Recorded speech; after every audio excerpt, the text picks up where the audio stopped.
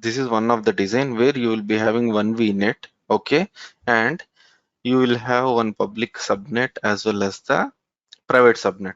Some customers, right, their ask would be different.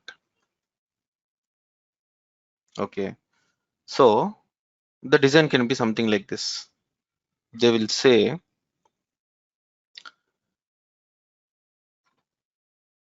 this is my VNet, okay,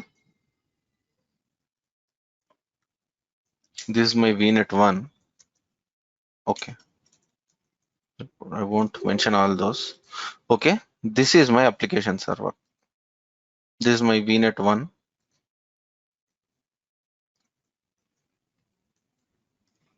VNet 1. In this I will be having one subnet, okay,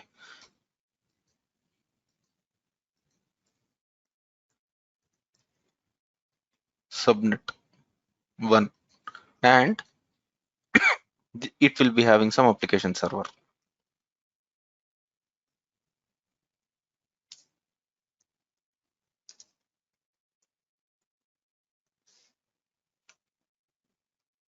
Okay, and they want their DB server to be secured. What they will tell, right? I don't want my DB server to be present in the same VNet. Actually, what I will do now, I will create a separate VNet. Okay, I will have one more VNet. Okay, which is completely private.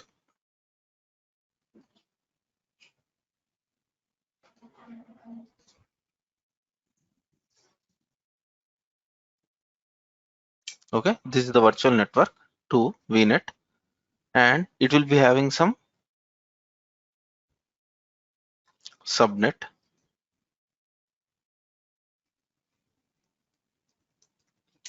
Okay, this is a subnet 2. This is the DB server.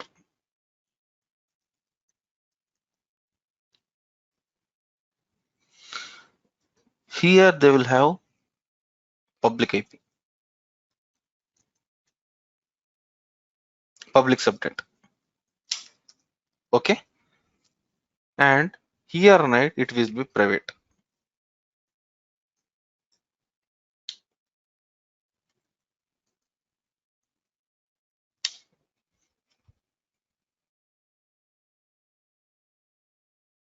Understood?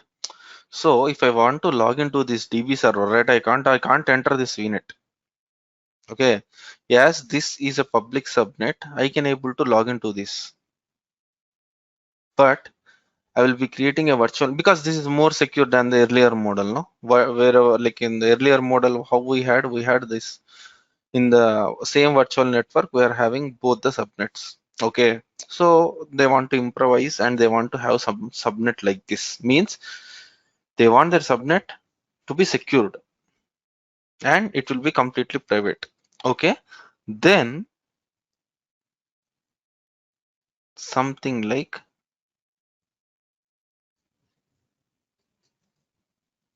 we can basically, right, we can connect it to VNets. Okay, is something like peering, they will say. Okay, one more example, right? Okay, one more example would be like Amazon.com. Amazon.com is having the website in multiple countries like India, UK, and its presence is across like multiple countries. Okay, sorry. Okay, its presence is across multiple countries, right? So they will be hosting their application servers in different, I mean, like different locations, and they will be having one DB server which is having the catalog of all the like products, okay, or the product descriptions and all those, right? So they will be having only one server, DB server, okay, which will be having the like all the the product details. Okay, the global database, it will be having all the details. Okay, and they will be having the local database also. The local database will have its own that country specific products. Okay, if it is an iPhone or something, right, it will be global. So what they will do, right, the application server, if it is a global product, it will be calling this global database which is present in one location, and the request will be served. If the product is pertaining to some like the country specific, no, then it will call the local database. Okay, so in such network, no, I can have multiple application servers in multiple regions, and I can have the DB only in one region, no? One in US or India or whatever. I can have one copy of the DB server, okay, which is private completely, and I can have multiple applications hosted in multiple regions. All can access to the same DB and get the information, right? So if it is that kind of architecture, then you will go for the peering.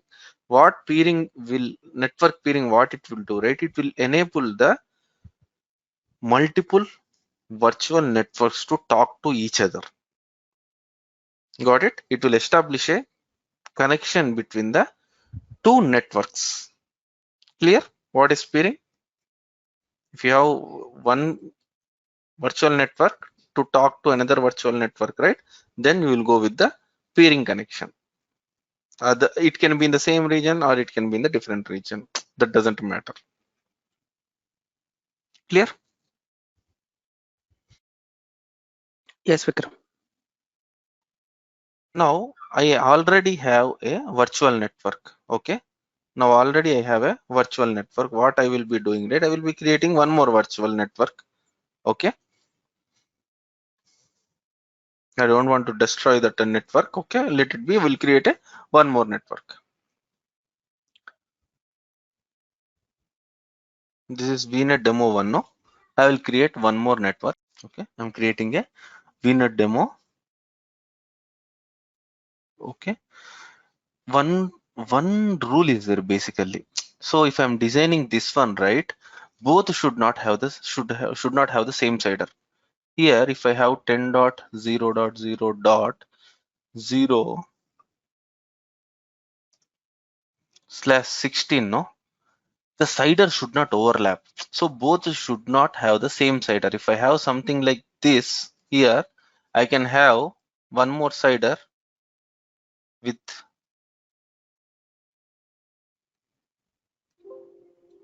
10.1. Okay, then only we have to make sure, like if you are in your company also, if you are having like multiple virtual networks, okay, then we should make sure like those CIDRs are independent. They should not overlap at any cost. Okay, if they overlap, peering won't be successful. Okay, so anyhow we came to this diagram, right? So what I will do, right, I had already one subnet with 10.0.0.0/24. In this I will create one subnet with 10.1.0.0/24. Okay, so my requirement is met. I'm having two CIDRs for my two virtual networks, and also I'm having two subnets. Okay, so that I can create the virtual machines in the subnets. Okay, so if you see, right, whenever I haven't entered any virtual, I didn't enter any CIDR, right? Based on the prior CIDR, no, based on the prior CIDR IP address or the CIDR range, Azure will pre-populate it.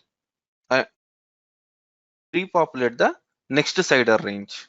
Okay, if you want, you can delete or you can add. Okay, so it will automatically populate the like subnet as well as the like virtual network CIDRs. Okay, so I'm clicking on security. Okay, I'm not going to change anything.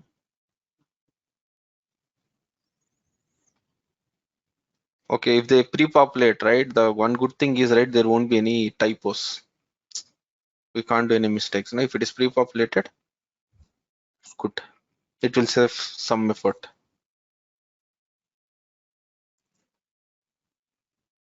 And it one more use, right? If you create now, you may choose some other IP, right? You sometimes you may choose 10.1 series or 10.24 series. If it is in order, no, then the network will be healthy. Means like you won't, there will be some order, there will be a sequential order. For if you are creating some 100, no, then if you create like this, right, if it is auto populates, right, you will be providing one in one sequence. Else if it is us, no, we may create in some other patterns, right? We may choose 10.20 series, 10.50 series. Okay, now my virtual network is created and my subnet is created. Now what I will do, right, I will go to my virtual machines. Okay, I'm destroying this one because I don't need DB server. Let's let it be. I'll create the demo one resource group and I will give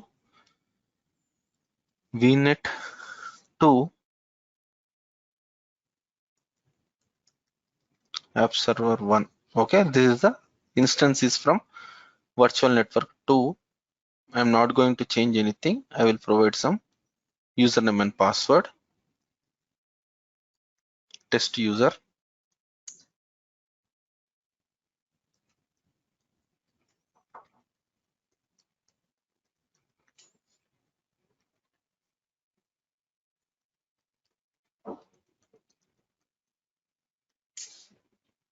Okay, I'm logging into SSH port 22. I need to make sure like this port is enabled, else I can't log into that machine. Okay, so I'm not going to change anything. Okay, here I will be selecting the VNet demo 2. Okay, this is my virtual network. In that, this is the default subnet and I don't want any public IP for this machine. Okay, that is my requirement. If I have my public IP now, directly I can log in via internet. Okay, that is not the case. If this has public IP and this has public IP, right, both can interact. There will be some communication exist via internet and the traffic will flow from here to here. But here it is a private. Okay, private is no. Next, next, next, next.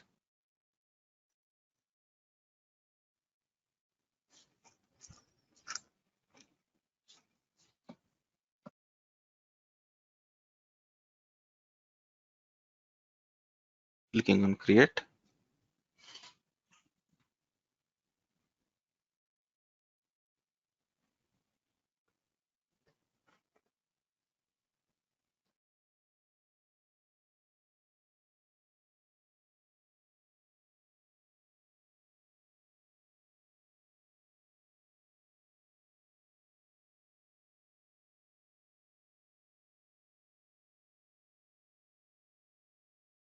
Currently, I am in this machine. Okay, this IP address. Currently, I'm in this machine. Its IP address is something 10.0.0.4. This pertains to the VNet 1.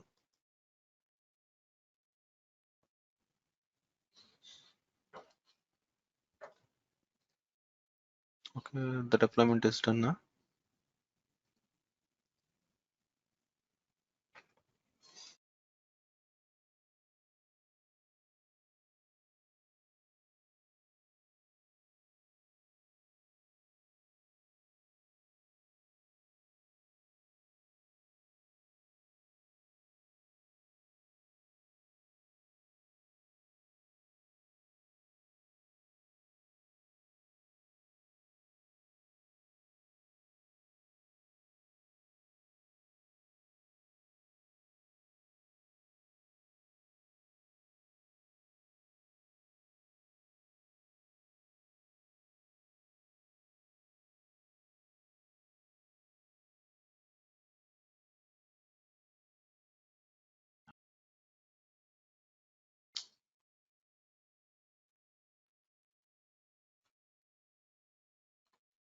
Okay, we'll go to this virtual machines page and we'll wait.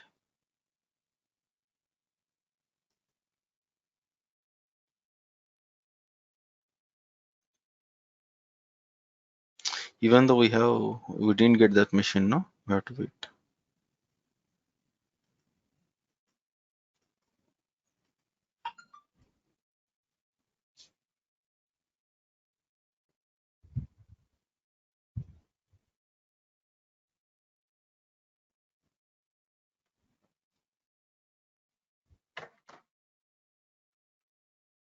It is taking a lot of time.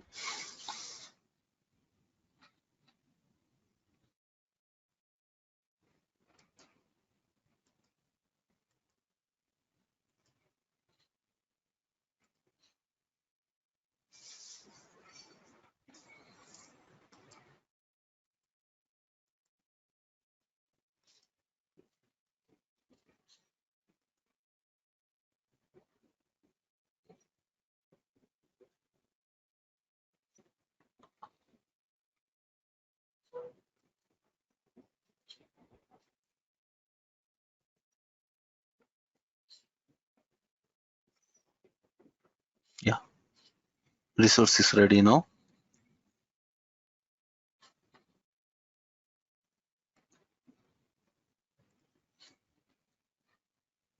The virtual machine has been created. Okay, the name is like VNet2 app server 1. This belongs to VNet2 and the application server, and it doesn't have any this like a IP. Sorry, it doesn't have any public IP. Here it is having only private IP.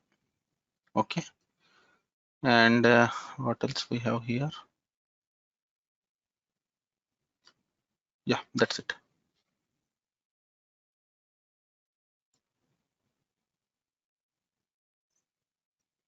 Now I can't log into this machine. No, directly I can't log into this machine. Now what I will do now, I will take this IP and I will ping from this. Okay, ping, ping. I won't get any response because this machine is not reachable.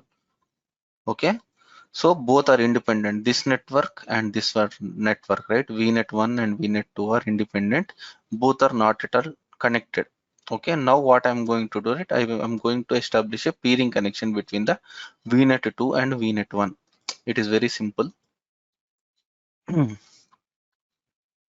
I'm going to my virtual networks.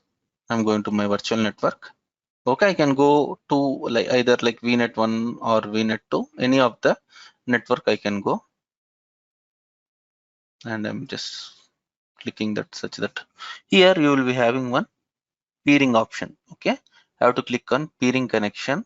Okay, I have to go to the peering connection here and I have to establish a peering connection. For that, I have to click on add, and for this, right, I have to give some name, peering link name.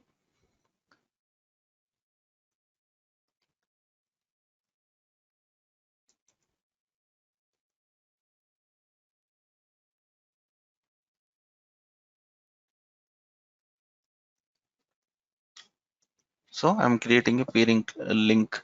Okay, and here there will be some options like traffic to remote virtual network. I should allow. Okay, traffic forwarded from remote. If the traffic is coming, we should allow. Okay, and there will be something like virtual network gateways. We'll discuss about this one in future. And here, right, for this you have given some peering link name, right? For remote virtual network also, here I have to give some link name. I will giving something like,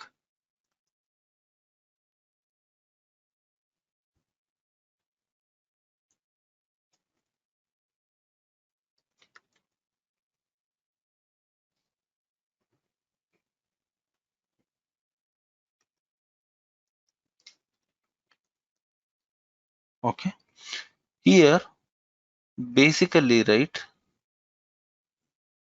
if I am in first, if I'm in the first network, no, VNet1, here there will be one option, virtual network. I have to select the second one. Okay, if I go to like VNet2, right, here I have to select the VNet1. This is something like if I am in source, I have to select like to which destination I have to establish a peering connection. Okay, if I am doing the establishing a VNet connection, right? A peering connection from VNet 1, I have to select 2. If I am doing from here, no, I have to select VNet 1, vice versa. Okay, I'm selecting the selecting the VNet demo 2, and I'm clicking on add. I'm not going to change anything. Okay, now the deployment will be in progress, and let's see here.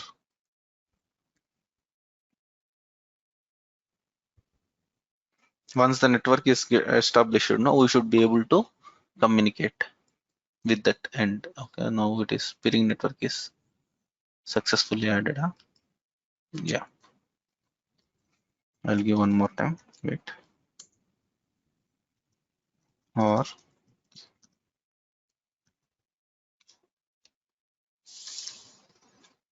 I'll try to log in. Okay, so what is my IP address of the second VNet? Sorry, second machine.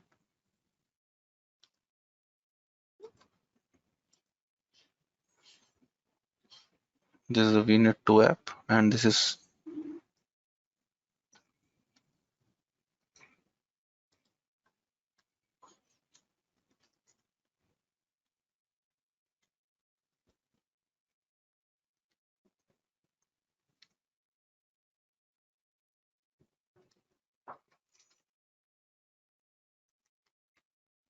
so now I have logged into 10.1.series machine. No, this is present in the VNet 2 app server. Okay, this is present in the VNet 2, and the application is the name is like application server 1. Means I have logged in from VNet 1 to VNet 2, okay, by establishing a peering connection. Got it? Because directly I can't log into this VNet 2 because it doesn't have any public interface to log in. The only way is we have to log in via this peering connection. If application is hosted here, TB server is hosted, if you have a peering connection, both the communication can be established. Clear? Yes, Vikram. So there will be like multiple topologies. Okay, if now I have one more VNet here. Okay, now if I have established a peering connection from here to here, no. Okay, this is VNet 3.